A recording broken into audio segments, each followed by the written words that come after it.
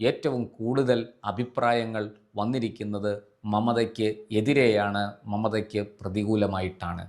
കാരണം ഒരു ഫെഡറൽ സംവിധാനത്തിനകത്ത് ഒരു മുഖ്യമന്ത്രി പ്രവർത്തിക്കേണ്ടുന്ന വിധത്തിലല്ല മമത പ്രവർത്തിച്ചത് എന്നാണ് പൊതുവെ വിലയിരുത്തപ്പെടുന്നത്.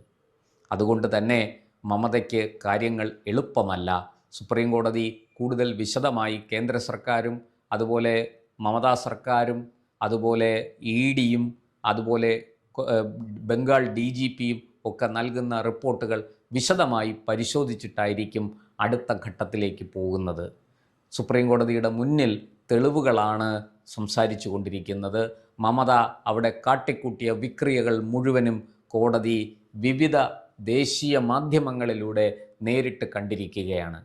അതുകൊണ്ട് തന്നെ ഇവിടെ മമതയ്ക്ക് ഏറെയൊന്നും പ്രതിരോധിച്ച് നിൽക്കാൻ കഴിയില്ല എന്ന് നമുക്കറിയാം.